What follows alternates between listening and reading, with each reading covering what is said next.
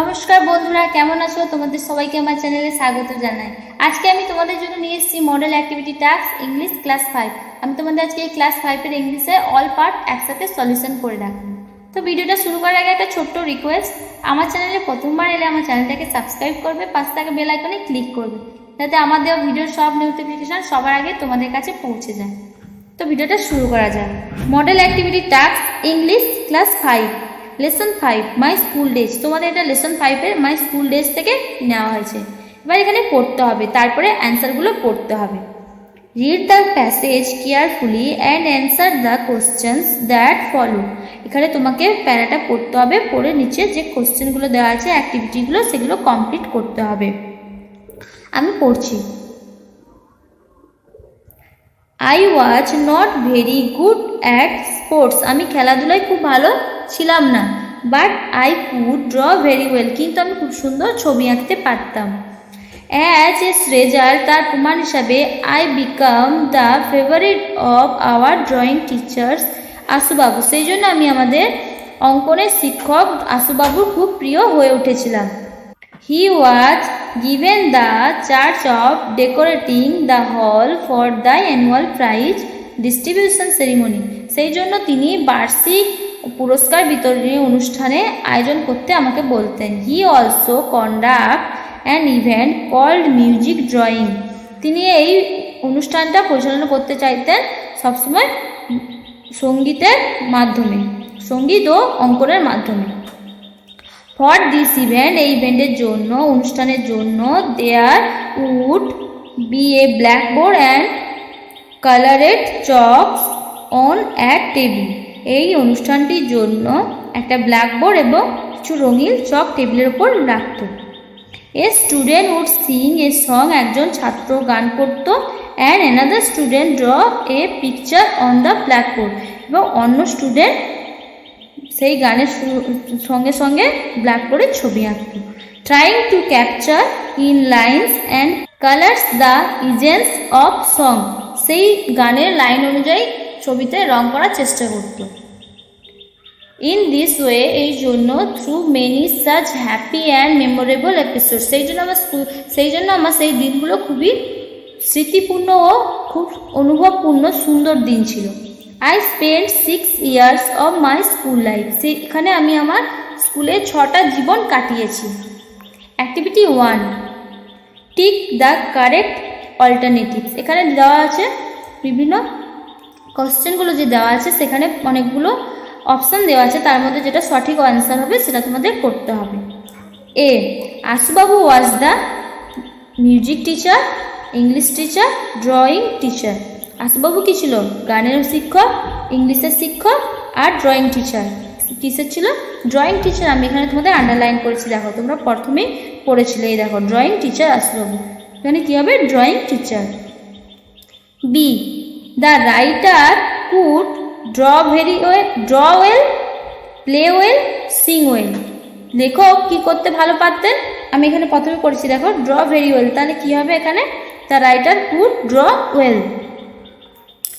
C, the music drawing event needed, music উৎসবের জন্য যে কতগুলো ছাত্রর প্রয়োজন হতো, কতজনের প্রয়োজন হতো? 1 নম্বর 1 স্টুডেন্ট, একজন স্টুডেন্টের, 2 স্টুডেন্ট, দুজন স্টুডেন্টের, 3 স্টুডেন্ট, 3জন স্টুডেন্ট, তাহলে কতজনের হতো? একজন স্টুডেন্ট কী করতো? এই দেখো আমি আন্ডারলাইন করে রেখেছি। A student would sing a song and another student would draw a picture on the blackboard. একজন স্টুডেন্ট কী করতো? গান করতো, অন্যজন স্টুডেন্ট ছবি আঁকতো। তাহলে কতজন স্টুডেন্ট দরকার? 2জন, 2 স্টুডেন্টস।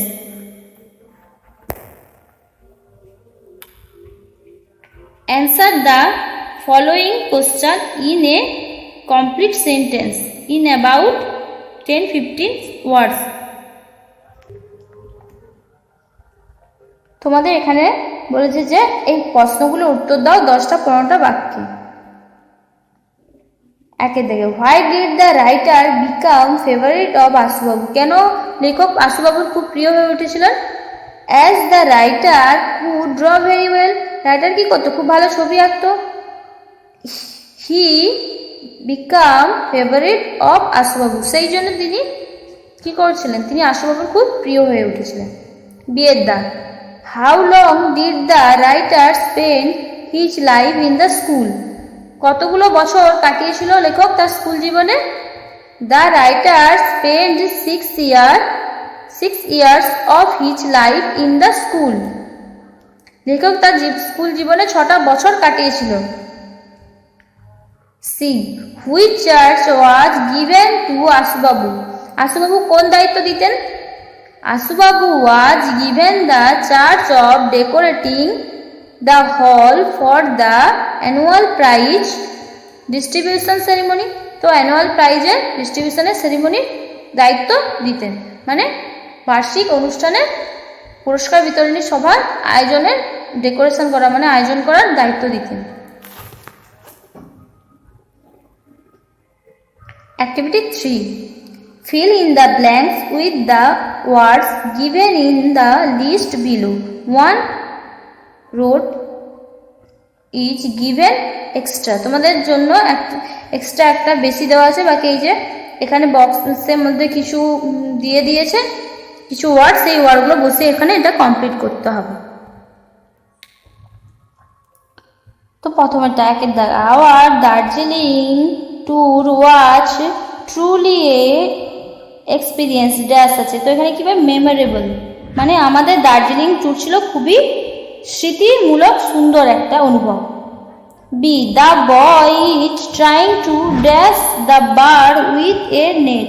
ছেলেটি, এখানে ড্যাশ আছে তো কী হবে, এখানে ক্যাপচার হবে। ছেলেটি, the boy is trying to capture the bird with a net. ছেলেটি জালের সাহায্যে পাখিটাকে ধরতে চেষ্টা করছে। Who is your dash footballer? তো এখানে কী হবে, favourite. Who is your favourite footballer? তোমার প্রিয় ফুটবলার কে? এবার activity 4. Fill in the blanks with the present and past continuous tense of the given in Vazquez.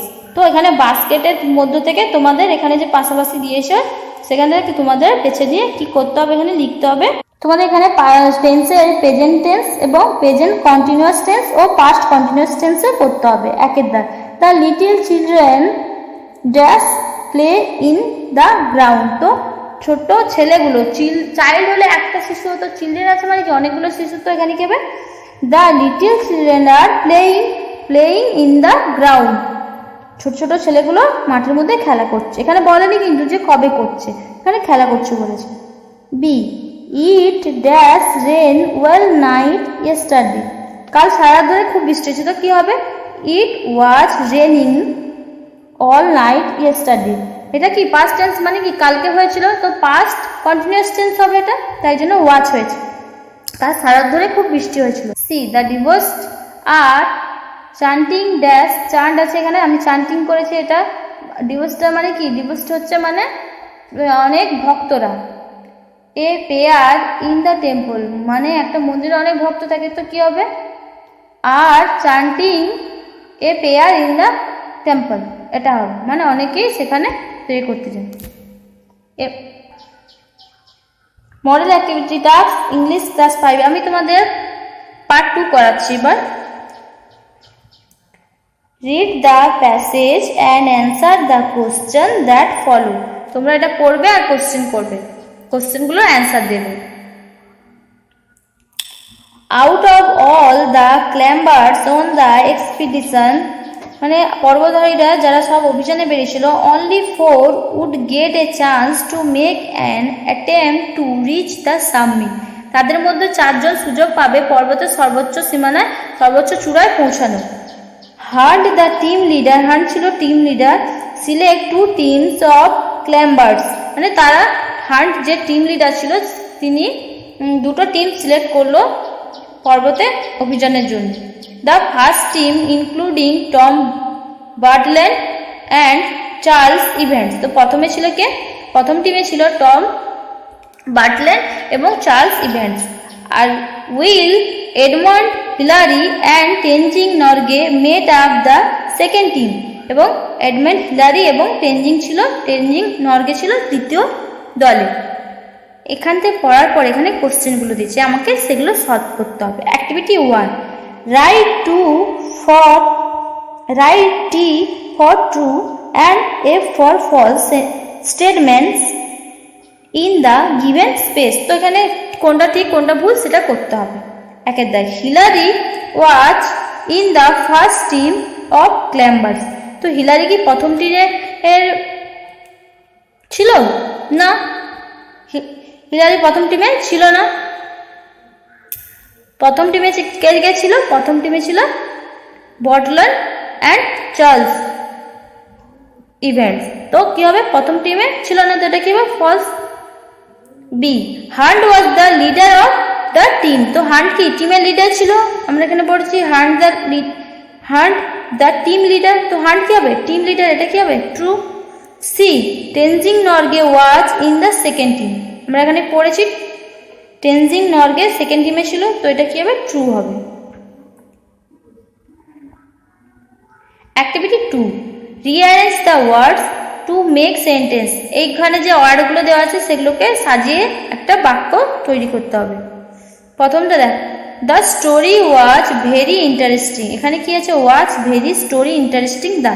তো আমি এখানে কি করবো? The story was very interesting. গল্পটি ছিল খুবই ইন্টারেস্টিং। গল্পটি ছিল খুবই উৎসাহপূর্ণ। B, have a dog I Bagha pet named. তো এটা কি হবে? I have a pet dog named Bagha. আমার একটা পেট ডগ ছিল, পোষা কুকুর ছিল যার নাম ছিল Bagha. The race defeated tortoise the in the rabbit. The tortoise defeated rabbit in the race। Activity 3, write the subject and predicate of the above sentence in the boxes given below। নিচের বক্সের মধ্যে সেন্টেন্সগুলোর মধ্যে যে দেওয়া আছে উপরে যেগুলো আমরা করলাম এক্ষুনি যেগুলো আমরা লিখলাম সেগুলো থেকে বলেছে যে সাবজেক্ট আর প্রেডিকেটকে আলাদা করতে। তো প্রথমটা করছি, দেখো এখানে প্রথমে ছিল the story was very interesting. তো দ্য স্টোরি হবে সাবজেক্ট, ওয়াজ ভেরি ইন্টারেস্টিং হবে প্রেডিকেট। তারপরটা দেখো, I have a pet dog named Bagha. আমার একটা পোষা কুকুর ছিল যার নাম ছিল বাঘা। তো আইটা হবে সাবজেক্ট, বাকিটা হবে প্রেডিকেট। দেখো, have a pet dog named Bagha. C, the tortoise, এটা হবে সাবজেক্ট, বাকিটা হবে defeated rabbit in the race, এটা হবে predicate. Model activity task English class 5। আমি তোমাদের এখানে পার্ট 3 নিয়ে এসেছি। এটা পার্ট 3 কোশ্চেন সলভ করে দেখাচ্ছি। Pick out of the proper nouns, pick out the proper nouns from the following sentence and write in the space given below। যেখানে ফাঁকা ঘরগুলো দেওয়া আছে সেখানে প্রপার নাউন লিখতে হবে। তোমরা জানো যে নাউন কাকে বলে, জানো নিশ্চয়ই। নাউন হচ্ছে যে যেগুলো কোনো নির্দিষ্ট নাম বা কোনো নির্দিষ্ট স্থানকে বোঝালে তখন সেগুলো প্রপার নাউন হয়। 1 নম্বরে আছে Everest is the highest peak in the world. পর্বত হলো, এভারেস্ট পর্বত হলো পৃথিবীর সবচেয়ে উচ্চতম একটা স্থান। এটা তাহলে এভারেস্ট কি একটা নির্দিষ্ট স্থান, একটাই আছে ওয়ার্ল্ডের মধ্যে, একটা এভারেস্ট আছে। তো এখানে এভারেস্ট হবে proper noun. 2 number, my motherland is India. আমার দেশ হলো, মাতৃভূমি হলো ভারত। তো এখানে কি ইন্ডিয়া কি একটাই হয়? ইন্ডিয়া কোনো নামের জায়গা, তো ইন্ডিয়া নির্দিষ্ট একটা স্থান নাম, সেখানে ইন্ডিয়াটা হবে প্রপার নাউন। তারপরে 3 নম্বর আছে Kalimpong is a district in West Bengal. Kalimpong হলো একটা ওয়েস্ট বেঙ্গল মানে পশ্চিমবঙ্গের জেলা। তো কালিম্পংটা কি হবে? কালিম্পং হবে আমার একটা নাম, তো এটা একটা নির্দিষ্ট নাম, আর ওয়েস্ট বেঙ্গল একটা নির্দিষ্ট। তো এই দুটোই হবে, এই দুটোই কিন্তু আমাদের প্রপার নাউন হবে। Activity 2, fill in the blanks with personal pronouns. Personal pronouns দিয়ে তোমাদের এগুলো পূরণ করতে হবে। তোমরা জানো যে নামের পরিবর্তে যখন কোনো কিছু বসে সেগুলোকে পার্সোনাল প্রোনাউন্স বলে। 1 দাগে, Rabi is fond of plants dash waters them everyday. Rabi কি গাছে সবসময় জল দেয়, তো কি হবে? He waters them everyday. Rabi is fond of plants, he waters them everyday. তারপরটা কি? Lata, Asha and Mina are 3 sisters. তো লতা, আশা এবং মিনা হলো 3 বোন। ড্যাশ গো টু স্কুল, এখানে কি আছে বোঝা যাচ্ছে না, তো গ্যাদারিং হবে sir.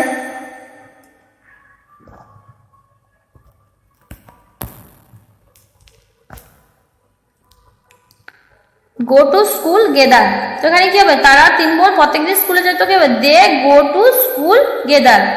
C, Darjeeling is a famous hill station, Darjeeling হলো খুব খুব জনপ্রিয় একটা জায়গা যেখানে সবাই ঘুরতে যায়। তো কি এখানে কি হবে, it is a beautiful place, এটা একটা খুব সুন্দর জায়গা, এখানে সবাই বেড়াতে যায়, তো এটা কি হবে, ইট হবে।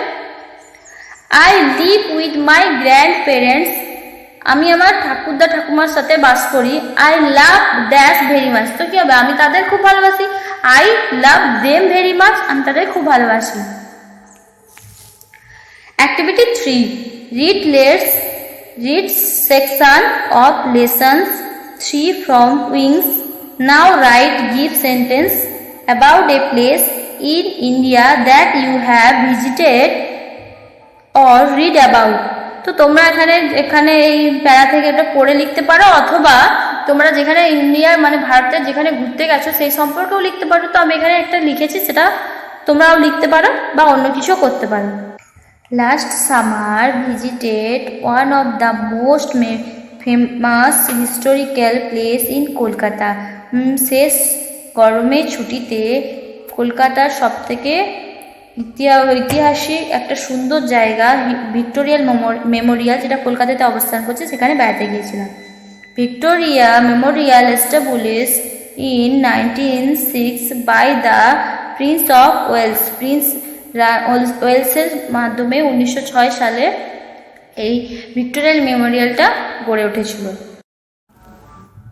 It was build in the memory of Queen Victoria, এটা ভিক্টোরিয়া রানী ভিক্টোরিয়া, এটি রানী ভিক্টোরিয়ার স্মৃতির উদ্দেশ্যে গড়ে উঠেছিল। Apart from being a memorial, এই মেমোরিয়ালটা এই স্মৃতিস্তম্ভটি গড়ে উঠেছিল। The hall also serve as a tribute to the British Empire success in India, ভারতের মধ্যে প্রথমবার সম্পূর্ণ হয়েছিল ব্রিটিশ সহযোগিতার সাহায্যে এই ভিক্টোরিয়া স্মৃতি ভবনটা। The style is a beautiful British and Mughal elements, এই যে ভিক্টোরিয়াল মেমোরিয়ালটা গড়ে উঠেছিল সেটা মোগল এবং ব্রিটিশদের থেকে পাওয়া বিভিন্ন জিনিসপত্রের মাধ্যমে খুব সুন্দর ডিজাইন করে নকশা করে তৈরি করা হয়েছে। It is huge in size, এটা সাইজে খুব বড়, এটা বিশাল আকৃতির। অ্যান্ড ফেদার্স বিউটিফুল গার্ডেন্স, এখানে একটা খুব বড় বাগান আছে। Which are spread over an area of 60 acres, যেটা 64 বর্গ কিলোমিটার জুড়ে অবস্থিত। তোমাদের আমি যেমন বলেছিলাম, আজকে আমি তোমাদের ইংলিশের সমস্ত পার্টগুলোকে একসাথে কমপ্লিট করে দিলাম। তো আমার ভিডিওটা যদি ভালো লাগে তোমাদের, একটা লাইক কমেন্ট শেয়ার করতে একদম ভুলবে না। আমার চ্যানেলে প্রথমবার এলে সাবস্ক্রাইব, পাশে থাকা বেল আইকনে ক্লিক করবে, যাতে আমাদের ভিডিওর ফার্স্ট নোটিফিকেশন সবার আগে তোমাদের কাছে পৌঁছে যায়। আমি তোমাদের জন্য এমন অনেক ভিডিও নিয়ে আসবো যেগুলো তোমাদের এডুকেশনে খুব সাহায্য করবে, কারণ এখন করোনার জন্য কেউ বাড়ি থেকে বেরোচ্ছে না। তো বাড়িতে থাকো, সবাই সুস্থ থাকো, ভালো থাকো, পড়াশোনাটা করো। ধন্যবাদ।